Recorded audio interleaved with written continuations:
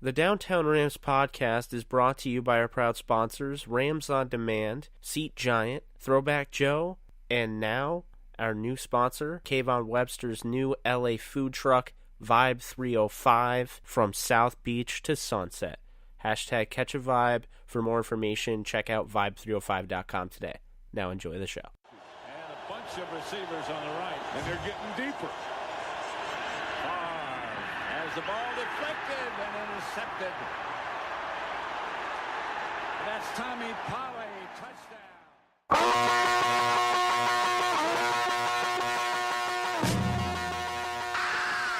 Jack Youngblood on a bad ankle brings him down. Warner goes over the middle, juggles, caught. Oh, touchdown. Sets up in trouble. Leonard Little forced to fumble on the turf. Everett. Ball deep, touchdown to Willie Anderson. And he doesn't even stop. He's headed for the locker room. The Rams win it. To Marshall, Fall to the 20. Fall at the 10. He's going to score. Ferragamo with a lot of time. Gets it to Ronnie. He's going to go for a touchdown. Phil Olsen, number 72.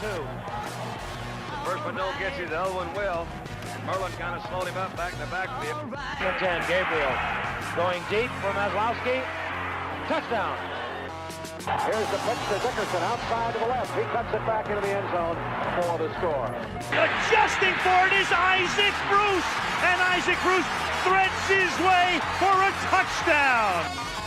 Steven Jackson in the end zone. Game over. It is caught by Dyson. Can he get in? No, he cannot. Mike Jones made the tackle. And the Rams have won the Super Bowl. Welcome back, guys, to another Downtown Rams podcast. It is the Throwback Thursday, episode 4 of that new edition. And I have former Rams starting linebacker Tommy Polley on. How's it going, Tommy? Hey, man, how's it going? Everything's good. Well, it's going great, and I appreciate you taking the time to join me on this show. I'm pretty excited to ask you some questions, get to know you a little bit. Yeah, thanks for having me on. I'm surprised somebody want to talk to a former player. Once you're gone out the league, then it's like, you're gone. No, of course not. Once a Ram, always a Ram, right? So tell me this: how are you from New York, but you're a Rams fan? Like, just a quick question I wanted to ask you. I love it. So, I just told someone I tell everyone this really. My dad grew up in Irvine, California, and his next door neighbor was Jim Youngblood, who played for the Rams. So, right. So, he moved back here to upstate New York, and basically, I was raised to be a Rams fan, and it's just ever since, I've been a fan. Yeah, I've never seen a Rams fan in New York. That's why I asked you. Yeah. Well, hey, I appreciate the question because I love telling it. I mean, I think it's pretty cool. Mm-hmm. So yeah, I mean, Rams fans travel a little bit. Oh yeah. But go ahead. Oh yeah, it's about to really escalate, I think. As the team gets really good again. But I mean, we'll just dive right into it. I want to ask you, what made you play or made you want to play in the NFL? Because I did some digging on you, and you were a highly recruited basketball player as well. So you were two-sport athlete. I saw you had some ridiculous number, 200 tackles your senior year. Just and you're catching the ball and you're just doing all this different stuff, and obviously colleges really were interested in you. So first, what made you want to play in the NFL, and second, what made you choose Florida State? I was always an NFL fan from a kid. That was the first sport I fell in love with. One of the first teams I actually fell in love with was the Redskins. when they lost to the Raiders. I think that was in '83 when they had Marcus Allen and those guys. I actually cried at the game. I was probably like 6 or 7, crying because the Redskins lost to the Raiders. So my mom thought that was kind of odd. But so I was always in love with the NFL. I told my mom at 7 that I was gonna make it to the NFL. I'm gonna buy a house. So I always had an ambition, to make it to the NFL. So to go to Florida State, was producing Derek Brooks and Sam Cowards and guys like that. It was an easy decision. Those guys are putting out linebackers to go to the NFL, so that's where I need to be at to play with the best. I hear you. It's funny you mention crying when you were like 6 or 7 years old. That was literally me when you guys lost the Super Bowl your rookie year. Oh boy, yeah, me too. Well, we happen to be living in Marblehead, Massachusetts, which is like 10, 15 minutes from Boston. And my dad decided it was a great idea to have all of his Patriots fans come over for the Super Bowl party. They're too his friend was crying. That was a Patriots fan. Tears of joy, and I was crying tears of sadness. But obviously I was younger and I had no idea, the implications of what that loss really ended up meaning. Because it kills me to even talk about. But we'll get to that because I want to, I want you to take me and my listeners through your career, which. You get drafted out of Florida State in the second round of the 2001 draft. You spend your year, your rookie year, all the way up to 2005 with the Rams. You start 49 games. How was that experience playing for the Rams? I was up and down. We won a lot when I was there. I think the 3 out of 4 years I was there, we made it to the playoffs, but it was up and down emotionally for me. Little league, I was, when you're the man, people love you. Your coaches love you. Everybody love you. They tell you the truth. In high school, you do your thing. Your coaches tell the truth. They love you. You get to college, it's kind of the same thing. You do your thing. You go to class. They tell you the truth. They love you. Everything is good. But when you get to the professionals, it's like, yeah, we love you during the season. We're doing all right. Then when the contract come up and things of that nature, the business piece of it, that's when things get dicey. So why I say up and down? Because the Rams was going through turmoil at the time at the top. Jay Zigmund, the ownership wasn't getting along with.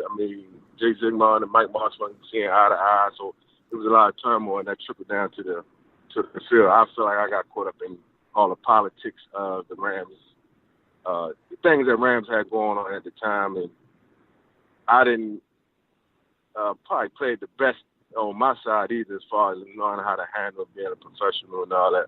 So, it like I said, it was up and down. We won a lot, but it wasn't always fun. It was more of a, like you stepping on rocks when you came in the building. Like you was walking on eggshells. Mike had it like that. So it was up and down. It was emotional. But the guys were great. I had some great teammates. To play with Torrey Holt, Marshall Falk, and all and Kurt Warner and all those great guys. That was a blessing. So I learned a lot as far as Mike had the best offensive genius. He's an offensive genius. So I learned a lot on offense. Lovey taught me a lot. So it was a growing, but like I said, it was up and down emotionally, like knowing how to deal with the business piece of it. Yeah, I can imagine. I actually spoke to your former teammate Jimmy Kennedy last week, and he had kind of the same thing. It was up and down. It was hard. I think really, like how he put it was, it's great when you're drafted. You come in the building, you're smiling, and then something happens. Like he said on the show. The defensive line coach he had didn't want him, so it can be tough, and it's really how you really persevere through that. And I know to this day, Rams fans, will say, like, where did Tommy Polley go? Like, this guy was starting for us, you know, like. Yeah. And yeah, it's making just, plays like, and all. vanished. See, I understand what Jimmy talking about, but he didn't make no plays. So it's a different when you actually putting in interceptions, cause fumbles, and we're a respectable defense that's correlating with the offense. You know, we just wasn't no slap guys around there. They just ran through. I didn't let that. You know, I try my best not to let that happen. But it just seemed like it wasn't. They couldn't get rid of me fast enough. They didn't offer me a contract. Like it was like, we don't want this guy. So it was baffling to me too. How can I be first or second in a team? These are team respect. We're going to playoff. Interceptions. One year I was tied for the league lead in interception with all the linebackers. I mean, and they only offer you a contract. I mean, it kind of hurts your feelings. I mean, it's really like now they laid it down for the franchise and nothing. Like that was hard. And I understand what Jimmy's saying about, but it's all about production. I feel like I produced numbers wise. Numbers don't lie. I mean, you know, interceptions, caused fumbles, playoffs. I mean, all that. That wasn't the issue. It was just, I think it was just more the politics of it. You know, the whole situation. Yeah, and it's a really, you know, it's an unfortunate thing because, you know, obviously I think this team had a lot of talent, but I mean, the next year you leave, they go 6-10. Yeah, and they didn't make the playoffs since I left. I mean, they finally made the playoffs this year. I mean, you know, this past season, but since I left, we lost to Mike Vick. That was the last playoff, and that was the last game I played in the Rams, and that was the last time they made the playoffs. So, yeah, it's one of those things. Yeah, the Michael Vick game. Oh Lord.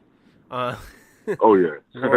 Warwick Dunn, TJ Duckett. I can tell you exactly where I was watching that game. Yeah. Oh boy. But that season was 8-8. What was 8-8 that year? 9-7. Some year we snuck in the playoff, beat Seattle. But it was still like an up and down season as far as just the chemistry. Like you could never get that mojo back, you know, for whatever reason. You know, I mean, I got my days, but you know, for whatever reason, it just didn't happen. You mean the year you guys had to beat the Seahawks 3 times?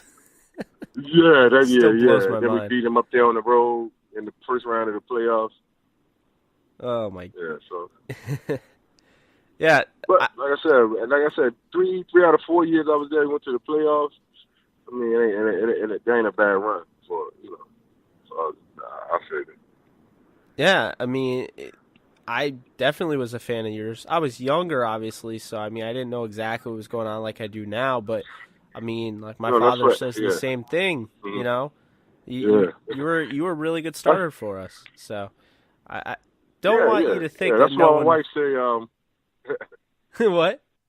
No, my wife said that. You know, my wife had told me that. You know, she was from St. Louis. So when I left St. Louis, I just left and never really came back until some years later. My wife was telling me, man, the fans was wondering like what happened to you, what happened? Like it was like what happened to this guy?